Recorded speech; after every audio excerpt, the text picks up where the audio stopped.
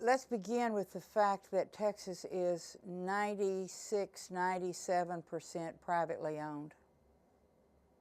If you compared Texas with other states, I really don't know what the comparison number would be, but in Texas, there a very, very small amount of the land here is owned for public purposes. So take it as a given that the establishment of Texas as a new outpost that was created from the very beginning by two groups of people, men principally. There were the men who wanted to go somewhere and fight, and most of them had left families elsewhere and wanted to get away from them too. And the second group were developers. They came here because they were looking for new and good places for people to live. So if you take that history of who we are, the business of property ownership and property rights is very ingrained.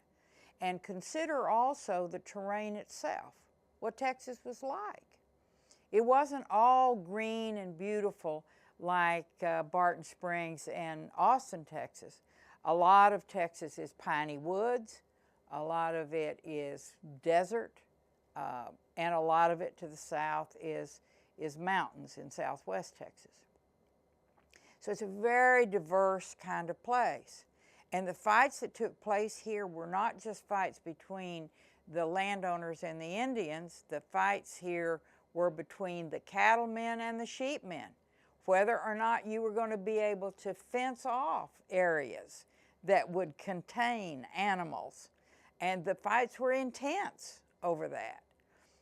I think that once you understand the history of a place, no matter how many people move into it, that history has a great deal to do with the way a place continues to function.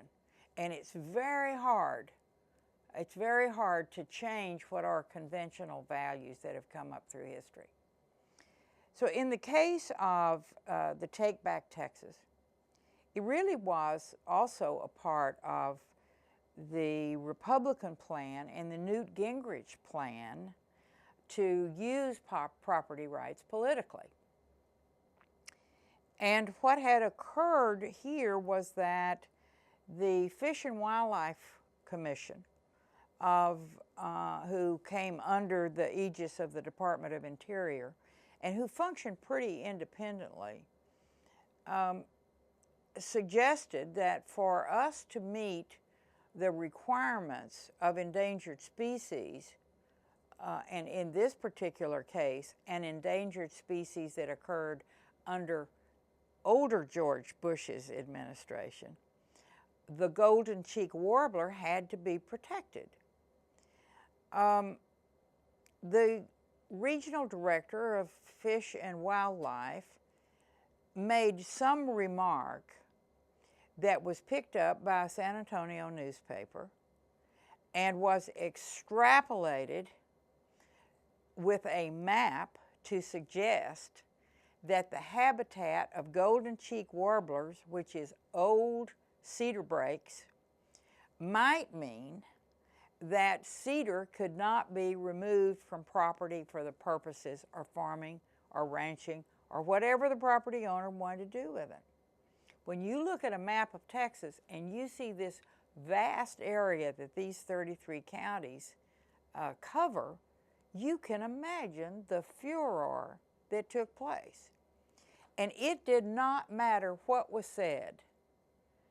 The belief was transmitted from property owner to property owner, from newspaper to newspaper, and regardless of truth or false of it, people believed that the federal government, with my assistance, were going to try to keep people from cutting down cedar trees and using their property as they wanted to use it. Now, that's it, pure and simple. Now, we did a number of things I worked with Bruce Babbitt, who was then Secretary of the Interior. We created a habitat for the warbler. We got all kinds of letters and things that said that we weren't about to keep from people from cutting down the cedar breaks, which sap the water out of the earth, but it didn't make any difference. By then, the message had set in. It was used by Take Back Texas people for political purposes. No matter how much they might have disavowed it, that's what it was.